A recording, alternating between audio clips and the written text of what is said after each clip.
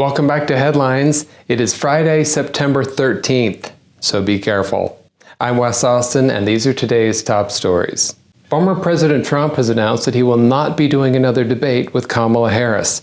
Trump said this, "You know, one against Biden, one against Comrade Kamala. I did well, so we just don't think that there's any need for it." This announcement comes after an internal campaign poll which showed that Trump received a 2-point bump while Harris saw no change in key states. Most polls, however, are showing that it is a very tight race. Kamala Harris's team was disappointed that there wouldn't be another debate. They had finally narrowed down her accent to just 2 continents. Did one of the ABC debate moderators just admit to protecting Harris?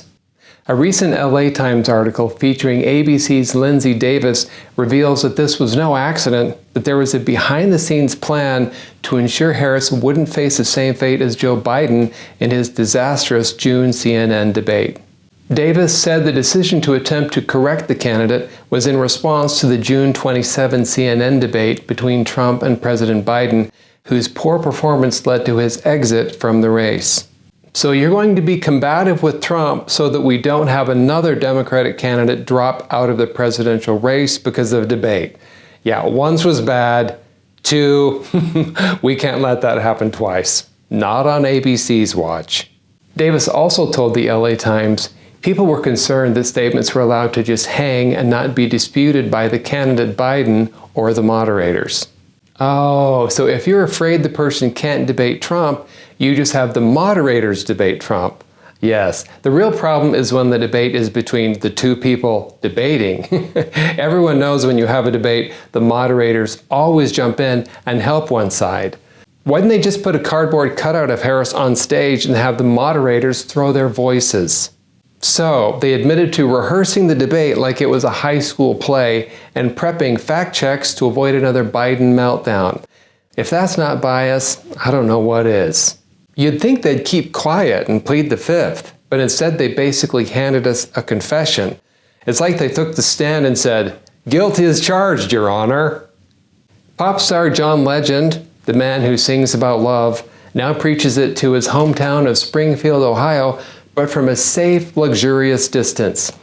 I mean, in dealing with this border crisis, what we really needed right now was a millionaire telling working class folks to just suck it up. We had about 15,000 or so immigrants move to my town of 60,000. How about we love one another? I grew up in the Christian tradition. We said to love our neighbor as we love ourselves and treat strangers as though they might be Christ. You know what? That's a really good point. I actually have an idea of exactly where there's more space for migrants. Welcome to our home. Welcome.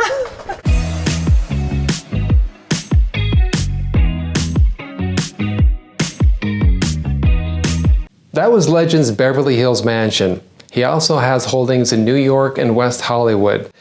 Did I mention that he's worth $100 million? John Legend wants Springfield, Ohio to welcome Haitian immigrants with open arms. Stop complaining. Well, that's great, John, but first, let's start with the room in your Beverly Hills mansion. Let us know when the moving trucks can show up. I'm sure they'll fit nicely and look great next to the Lamborghinis in the driveway. If not, no worries. They can just park in your neighbor's yard. You can just tell them to embrace the challenge. New York City has passed legislation to establish a reparations program, making it the largest U.S. city to do so.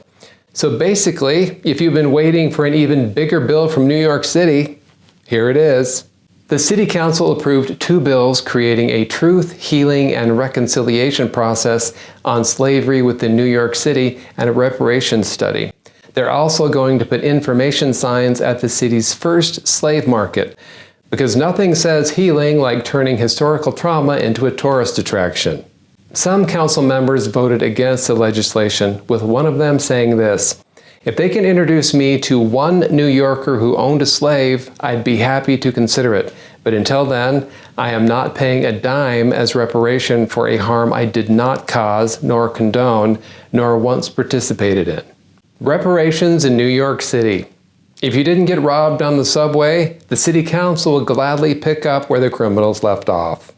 A judge in Georgia dismissed 2 key conspiracy charges against former President Donald Trump in the 2020 election interference case, ruling that they fall under federal jurisdiction. That leaves Fani Willis clutching at her racketeering charges like it's the last drink at an open bar. This ruling weakens the prosecution, as one of the charges dismissed was seen as the more significant statutory crime. Trump still faces RICO charges, though the trial is likely delayed until after the election.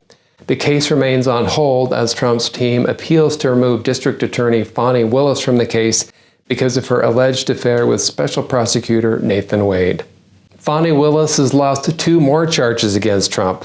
At this point, her case is disappearing faster than credibility at the Secret Service. Thanks for watching Headlines. I'm Wes Austin. Good night.